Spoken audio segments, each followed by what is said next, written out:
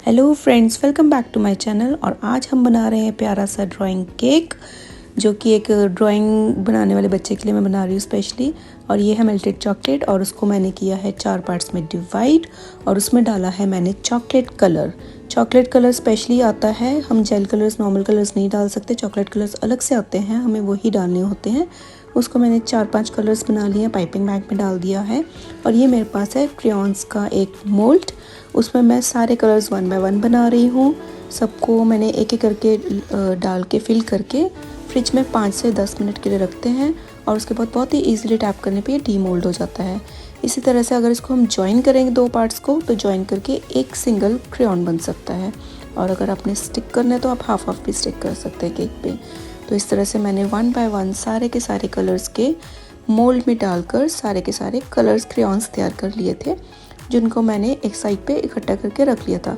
ये एक रात को पहले मैंने बना लिया था, क्योंकि मैं रात को मोस्टली काम करती हूँ, तो मैं 2 नाइट्स में डिवाइड करके बना लेती हूँ। तो पहली रात को मैंने सारी बेसिक इसकी चीज़ें तैयार कर ली थी, जिसमें से कलर्स थे और भी आपको दिखाऊंगी क्या क्या चीज़ें। नेक्स्ट है ये पेंटिंग का स्टैंड, जो बच्चे ने पेंटिंग, उसका बहुत फेवरेट पेंटिंग है जो उसने बनाया था, बहुत ही ब्यूटीफुल पेंटिंग थी। उसका मैंने मिनीचर बनाया था, एक छोटा सा प्रिंट निकलवा लिया था उसका, और वो मैं इस स्टैंड पे लगाऊंगी। उसके लिए स्टैंड बना रही हूँ। ये आइसक्रीम स्टिक्स हैं और उसको मैंने स्टिक किया है फेविकोल की हेल्प से। और उसके बीच में मैं ये नॉन एडिबल प्रिंट है, ये एडिबल नहीं है। और ये मैं केक के ऊपर लगाऊंगी। ये भी मेरा तैयार हो गया है। नेक्स्ट मैं तैयार कर रही हूँ हमारा ये पेंटिंग का पैलेट, जिस पे पेंटिंग के कलर्स हम रखते हैं, उसका पैलेट तैयार कर रही हूँ with the help of fondant. और आपको ये सब देख के मज़ा आ रहा होगा, तो प्लीज़ मेरे चैनल को सब्सक्राइब ज़रूर कीजिएगा, इस वीडियो को लाइक कीजिएगा और शेयर कीजिएगा अपने फ्रेंड्स के साथ। और कोई पेंटिंग का कोई दीवाना हो, उसको आप एक एक फॉरवर्ड कर सकते हैं, ये वीडियो फॉरवर्ड कर सकते हैं। और कोई केक्स पसंद करता है, कोई केक बनाता है, तो उसको आप आइडिया देने के लिए मेरा वीडियो ज़रूर शेयर कीजिएगा और अपना एक प्यारा सा कमेंट दीजिएगा कि आपको ये केक कैसा लगा। और ये मैं बना रही हूँ ब्रश, पेंटिंग ब्रश तैयार कर रही हूँ with the help of fondant again. और इसको स्टिक करने के, जब 2 फॉन्डेंट के पार्ट्स को हमने स्टिक करना होता है, तो वो स्टिक होता है पानी की हेल्प से। पानी को लगा के दोनों पार्ट्स आपस में ईजिली चिपक जाते हैं। और ये मैं इसको टेक्सचर दे रही हूँ, ब्रश के लुक दे रही हूँ। और कोई भी पेंटिंग ब्रश होता है उसमें सेंटर में मोस्टली गोल्डन एक लाइनिंग लगी होती है, वो कलरिंग वगैरह कर रही हूँ मैं। इसको सारा लुक दे रही हूँ एक पेंटिंग ब्रश के जैसा ही। और उसके बाद बारी आती है हमारा केक्स तैयार करने की। मैंने ये 2 टियर केक बनाया था, तो ये मेरा बॉटम केक है जिसको मैं तैयार कर रही हूँ। और ये मेरा चॉकलेट स्पॉन्ज है, जिसको मैंने 3 लेयर्स में कट किया हुआ है। और उसको मैं चॉकलेट गनाश को बेस में डाल रही हूँ, जिससे उसका फ्लेवर बहुत अच्छे से आएगा उसके अंदर। व्हिप क्रीम से कवर किया उसको। उसमें मैंने फिर एक साइड में वॉल ऊपर से क्रिएट करके सेंटर में मैं इसमें फिलिंग डाल रही हूँ। फिलिंग में मैंने डाला है डार्क चॉकलेट का गनाश, उसके ऊपर मैंने डाला है चॉकलेट के चंक्स, चॉकलेट के वेफर्स के चंक्स हैं, और बहुत सारा चोको चिप्स। और इसको कवर करके मैंने अपना सेकंड लेयर लगा देना है इसके ऊपर। और ऐसे ही मैं 3 लेयर्स को कवर करूँगी। और ये वाटर से मैं सोक करती हूँ, जिससे कि ये केक स्पॉन्ज जो है सॉफ्ट रहता है, इसका मॉइस्चर इसमें इंटैक्ट अंदर ही रहता है और केक खाने में अच्छा लगता है। तो ऐसे ही मैंने सेकंड लेयर तैयार किया, थर्ड लेयर तैयार किया, और ये मेरा केक कंप्लीट हो गया।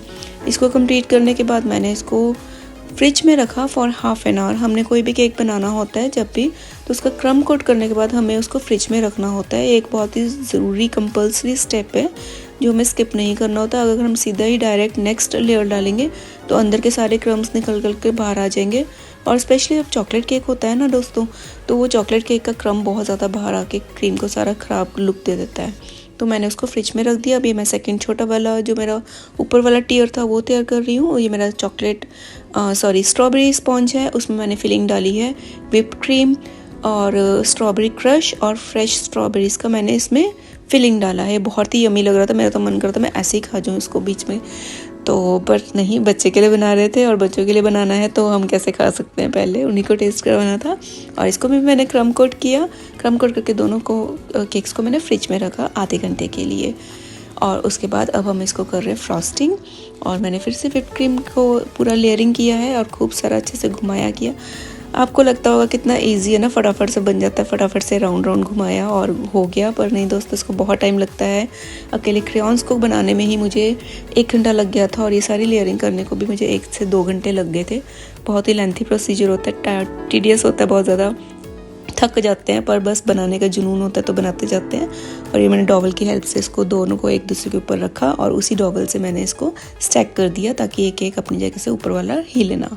और उसके बाद बारी आती है हमारे क्रेयॉन्स को डेकोरेट करने की। जो क्रेयॉन्स हैं उनके ऊपर स्टिकर्स आपने देखे होंगे लगे होते हैं जब हम मार्केट से खरीदते हैं। तो ये मेरी एडिबल शीट है। एडिबल शीट पे मैंने प्रिंट नहीं करवाया है डिज़ाइनिंग करवा कर।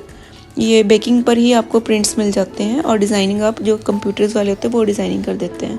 तो ये मैंने उन दोनों की हेल्प से ये प्रिंट्स निकलवाए हैं। उसको मैं अब स्टिक करूँगी चॉकलेट पर with the help of neutral jail.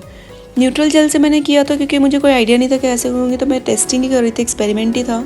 तो मैंने पहले इस पर लगा कर देखा तो बहुत अच्छे से स्टिक नहीं हो रहा था। फिर मैंने सोचा कि मैं वाइट चॉकलेट से स्टिक करके देखूं, पर उससे भी स्टिक नहीं हो रहा था। तो वापस मैंने इसी से किया। तो ये प्रेसिंग पूरी अच्छे से हो नहीं रही थी, तो मेरे को उसको बार बार प्रेस करना पड़ा था। तो जब मैंने केक पे भी लगाया तब भी मैंने अगेन एंड अगेन इसको प्रेस किया।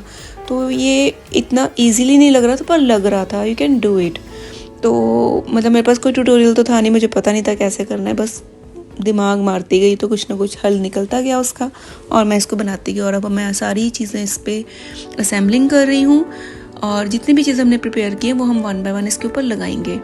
और ये है मेरी वाइट चॉकलेट जिसको मैंने कलर्ड चॉकलेट जो हमारी जिससे हमने क्रेयॉन्स बनाए थे उन्हीं से मैं इस पे ऊपर कलर्स को बना रही हूँ। जैसे पैलेट नाइफ के ऊपर, पैलेट के ऊपर हमारा कलर्स होते हैं, पेंटिंग कलर्स, उसकी लुक देने के लिए। और ये मेरा जो पेंटिंग स्टैंड था उसको मैं केक के ऊपर स्टिक कर रही हूँ, अच्छे से अंदर तक इंसर्ट करना जिससे पीछे को गिरे ना। और जो मेरा चॉकलेट पैलेट था उसको भी मैंने स्टिक कर दिया और सारा पेंट ब्रश जितने भी कलर्स थे सब चीज़ें लगा के मैंने इसको कंप्लीट किया। तो अगर आपको एक एक कैसा लग रहा है देखने में, अगर आपको मज़ा आ रहा है तो प्लीज़ एक लाइक शेयर कमेंट ज़रूर कीजिएगा। आपके लाइक्स, आपके कमेंट्स मेरे को मोटिवेट करते हैं कुछ और नया आइडिया, यूनिक आइडिया लेके आने के लिए। और अगर आप सब्सक्राइब करेंगे और बेल आइकन को दबाएंगे तो आपको नेक्स्ट और भी बहुत सारे आइडियाज़ मिलते रहेंगे आगे भी।